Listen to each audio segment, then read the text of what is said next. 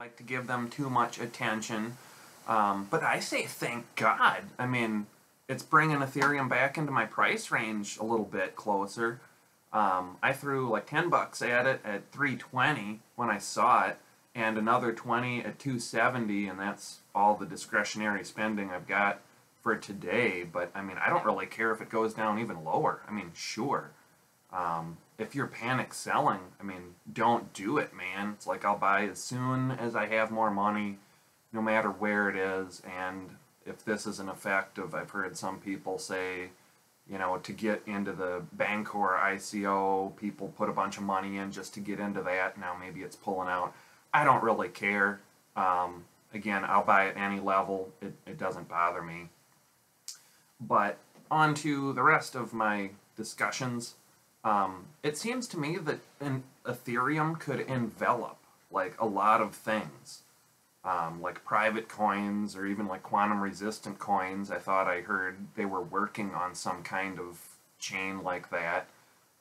Personalized private network coins. I mean, this stuff boggles my mind, but I think the Ethereum platform can make all of these coins on its own with the basic Ether being the fuel and base token. And just like this Bancor, I mean, you had to put money into Ethereum to get into that ICO. Like the Golem or the Monaco or Bancor, I mean, you invest with ETH.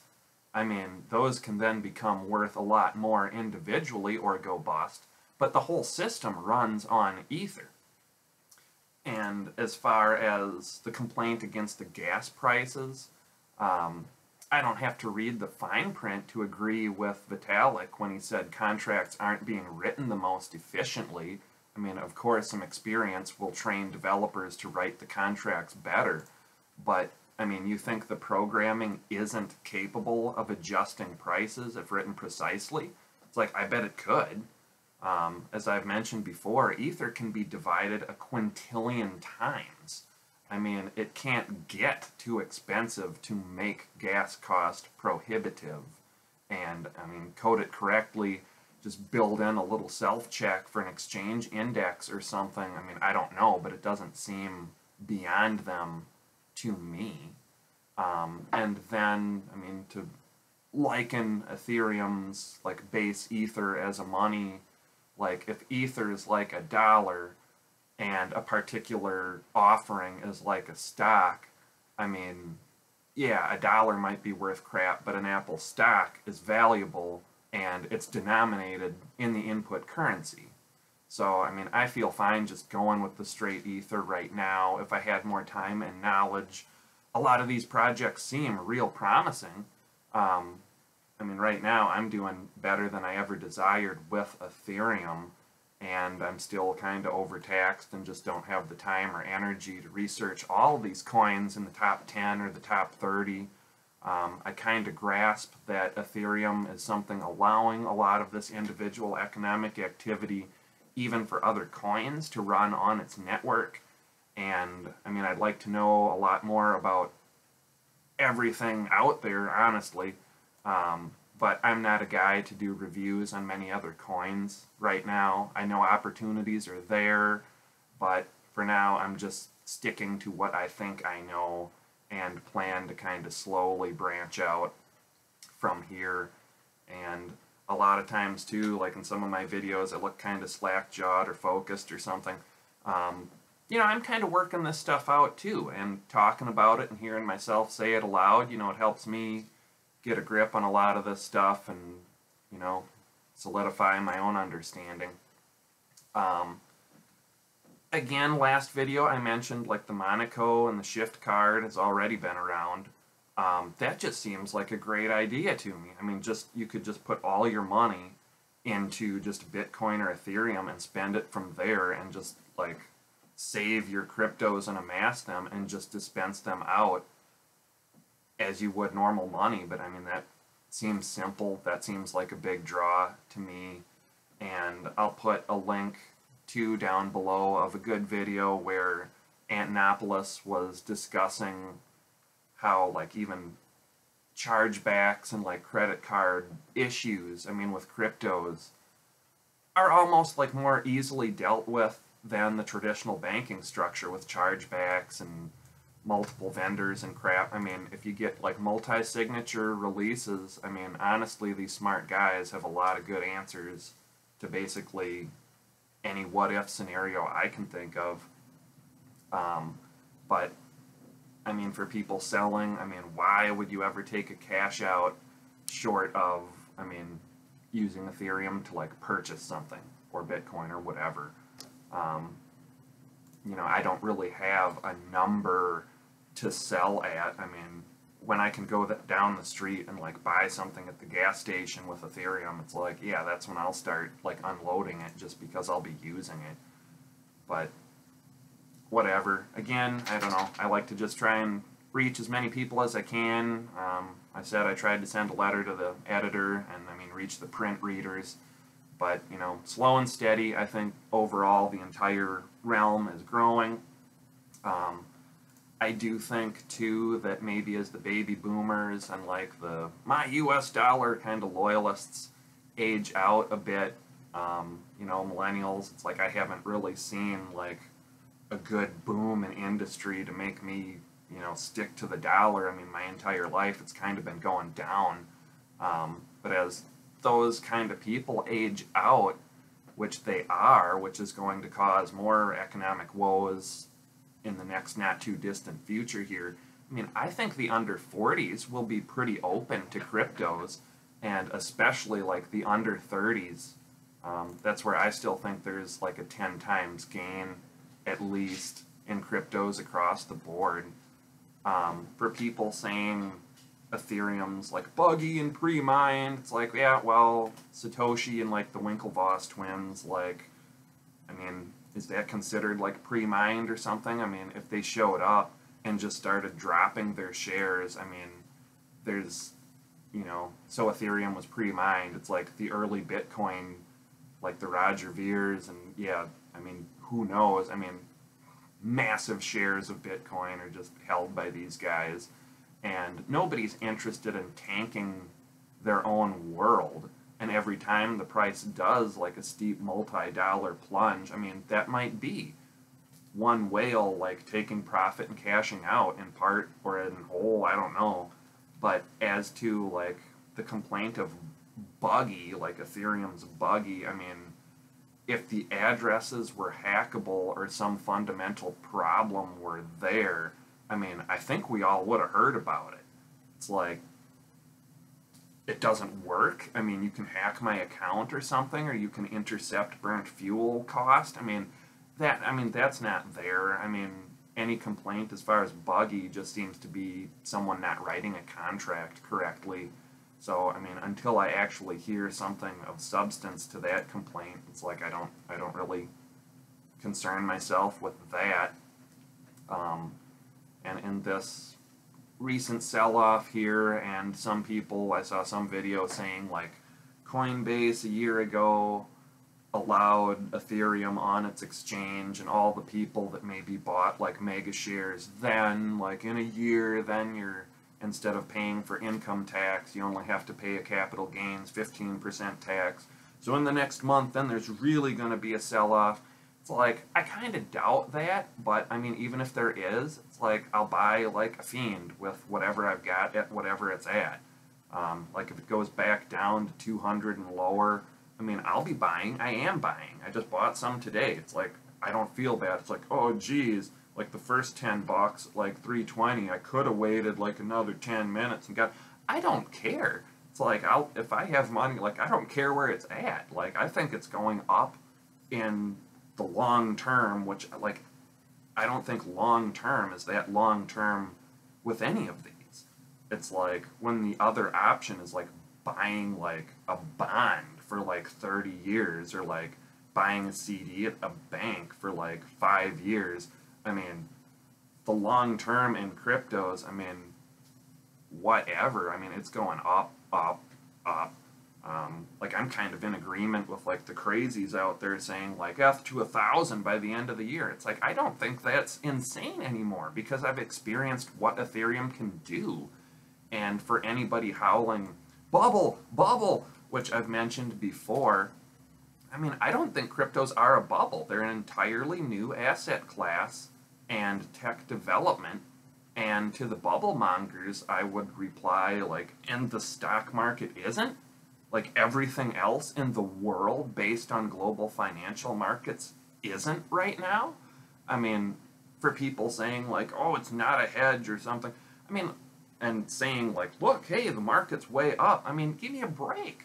I mean, do you honestly, to your core, believe that after the 2008 nightmares, the global financial markets got fixed? Totally? I mean, we fixed it. It's good now, right? I mean, that was a nightmare in 2008. And if anything, the markets right now are delusional. I mean, jobs aren't coming back.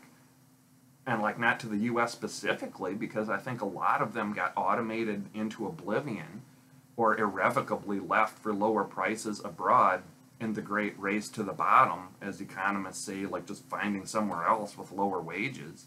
I mean, the same people calling cryptos a bubble in the same breath will talk about the rallying stock markets. I mean, that I have some doubts about. And in my very first video, I stated that my biggest draw to cryptos was the hedging and resistance to unpredictable wild inflation and manipulation. I mean, with more money pouring in, the more stable they get, and the crash of Bitcoin or Ethereum could not be as bad as another 2008 event, or even less. And I think some kind of downturn will happen. I don't know if it's going to be this year or next year or something. I mean, it's like a volcano. It's like it could go off yesterday, it could go off tomorrow, it could go off in 1,000 years. I mean, I can't see the future, but I mean, I think the ingredients are there for some kind of eruption. So, I mean, I do think some downturn will happen. I think we do have an aging population. I mean, we're losing demand, we're losing production. I mean, the baby boomers are a massive generation that just aren't going to be there, you know, again, a decade, two. I mean, I don't know. I mean, I don't even think that far into the future will we start feeling like the effect of them out of the workforce and like their demand. But I mean, the stock market keeps soaring and then it crashes even harder, like every time it does. Like the stock market rallies and then it crashes harder, and then it rallies even more and then it crashes even harder. I mean, now various factors are straining the system, and you know, if anybody fears abuse by central authorities in cryptos, I mean, again, give me a break. Like, unless you are hooked up in Washington, Wall Street, or some major institutions like the IMF or World Bank, I mean, you are at complete blindside mercy of the powers that be, who get the full valued money created by the Fed. And value is being stolen from your money like every waking moment of every day and night. I mean, at least with Ethereum or Bitcoin, I mean, the value ebbs and flows based on what people are willing to pay into that market. But there's not some magic man behind the curtain saying, don't pay attention to me, pulling a lever like furiously, cranking out more money. I mean, yeah. And after the crash in 2008, like, rates did turn negative in a few places, which I think manifested just as like fees on large deposits just to hold them safe. I mean, now we have Bitcoin and Ethereum, which can just be stable, because I mean, a bank, if rates are negative, are not going to lend and lock up the money. And I mean, that's where I think it showed up as like fees on large deposits. But when rates turn negative, I mean, a bank can make more money by like not releasing money at all, because like if you lend it out, even if the purchasing power of that same money is greater in 2 years, the number on the balance sheet is going to be lower. So I mean, they're not going to do that. But now we have, yeah, stable like Bitcoin and Ethereum. You can just save it from a crash in the market and you don't have to pay a fee. I mean, you can just blast it onto your private account and just hedge it and just have it camped there. And I'm definitely not rooting for a crash, because that sucks for everybody. And I'd like to see kind of, you know, like a slow systemic withdrawal from toxic currencies and assets. But I mean, that's not how stuff goes down. But Bitcoin wasn't known as a $1 billion market in 2008 and 9 at the last big crash. I mean, if there is a crash, why would any wealthy individual or institution suffer major losses or pay to keep their money safe when they could pour that money into cryptos with the knowledge that everybody else will be running for that same boat and the value is going to skyrocket? I mean, cryptos are like liquid wealth. It's like money doesn't have to be wealth, like a house could be wealth, but you can't necessarily like instantly spend a house to like buy food or a car in Japan or something. Like cryptos are wealth, but they are like as liquid as cash and more. Like they are money, they're an asset, they're incredibly predictably supplied commodities, so it's not like corn or wheat or like even gold. I mean, gold's obviously incredibly stable, but, and I think they have, you know, irradiated the earth and know where every deposit is, so I mean, it's not like they're going to hit like a major load of gold or something. But I mean, like any commodity, I mean, you have a good season, you have a bad season. I mean, cryptos are incredibly predictable. I mean, they're mathematically released. You know how many are going to be in existence, minus some people just blasting them into space or losing them or losing their keys or something stupid. But as far as like the major numbers, you pretty much know exactly how many are going to be in existence on any given day. So, I mean, you can pour your money into them, and they are the most secure vaults for wealth we have right now, I think. I mean, cryptos and cold storage are more secure and more accessible than money pretty much anywhere else. I mean, if you think of a crypto as, I mean, say like if a gold-backed note is redeemable for gold or a commodity note is redeemable for that commodity, we trade it knowing we could trade that note in and get the physical backing.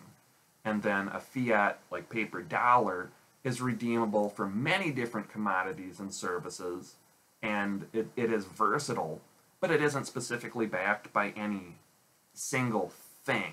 And that's what makes them good in a way, is some government just says, look, this paper's good for anything, now you don't have to worry about a specifically backed unit. But, but like cryptos are literally like, you know, like a digital gold. They are a currency, and they are simultaneously the thing itself. There's not like a note for a Bitcoin. It's like, this is the Bitcoin. That is what it is. That is what I'm spending. That is what is liquid. Like, the information value, they are accessible only by the holder of the keys, is the valuable essence, and that is what you spend. And unlike a physical good represented by paper that can be manipulated or outright declared worthless by a government at any moment, and I mean, look at North Korea or India or like Robert Mugabe's Zimbabwe, I mean, no government entity can step out of the room, wave their scepter, and declare cryptos worthless. It's like the market can determine that as people collectively phase them out or something. But the scenario of like a pile of North Korean currency in 2009, like saved in the closet to buy food and clothes in winter, suddenly transforming into a pile of tinder and toilet paper, cannot happen to Bitcoin or Ethereum. Like, no one can just make them worthless paper. The intrinsic cryptographically locked information is untouchable. And, I mean, I've said before, I don't think anybody can predict the future, but, I mean, I don't think economists and professors can either. So, I mean, if they're saying, it's like, oh, crypto is, like, you're overhyped, it's like, I don't believe you, honestly. You've gotten, like, everything wrong for the last 20 years, and, like, even into the 90s with Greenspan, when we thought you were getting it right, you were getting it wrong. So, I mean, it's like, I'll just trust my gut on this one. I wouldn't mind believing that, like, rich guys in suits know how to run everything, but I just don't. I mean, that'd be real cozy until your world implodes versus, I mean, I guess being paranoid, knowing like even preparation without some luck, I mean, you still might implode. But I mean, I think if there's a real threat of mass loss of wealth due to a bubble, it's like, I think one of the next ones to keep an eye on is the current market in a hype, or the very currencies of the West themselves. It's like, I don't like to get too worried about that volcano or worked up, but like, if and when it blows, it's like, I don't care what crypto you're in, it's going to surge as people just flock to protect their value. I mean, it's going to be like a crypto renaissance or something if something like that happens. And again, I don't like wandering down the fantastical what if road, but I think those are fairly basic conclusions. I mean, do you think there's a chance the stock market could do a good-sized to big crash? Do you think a multi-billion-dollar market cap indicates some wealthy powers that be are aware of what Bitcoin and Ethereum are? Do you think that wealthy interests would protect wealth by sticking money in an upvaluing asset which is currently essentially untouchable by governments, globally recognized, and highly liquid? Do you then think average people, upon hearing that the wealthy individuals and institutions are doing that, would want to do the same? And then, do you think such a chain of events would raise the value of cryptos while local currencies would be falling? It's like, I think that's, like, I don't think that's out of touch with reality. And then instead of being an exchange rate, it would be exactly like trading in old, worthless paper currency for a new one, but instead of like the new North Korean money issued like restrictively and at a higher rate, wiping out the life savings of many, cryptos will not be something that a government entity could just declare worthless in the future. I mean, like, everybody could like get in while you can, and I mean, it would be there, it would then be untouchable, it would be better than a new paper currency or something. And I don't know, for all the crazy clickbait videos predicting stock market crashes, I mean, I just kind of shake my head. I think some of them are whatever, but there's little facts in there I find interesting from time to time. But I think one of these days, if I'm bored and have time, I'm just going to go on a streak where I just post a comment like, hey, if you believe this video, protect your value with like Ethereum. I mean, you'll have an asset which will skyrocket, be more liquid than anything, and be globally recognized. You'll be ahead of the game, and if your predictions actually come true, and you haven't invested in it, I'll wonder why and say, like, duh. I mean, volatility in cryptos is nothing compared to, like, a global financial meltdown.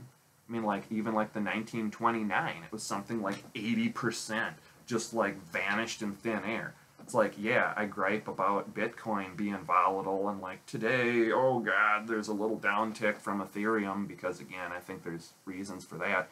But I mean, that wasn't an 80% crash overnight. It's like, I mean, yeah, whatever.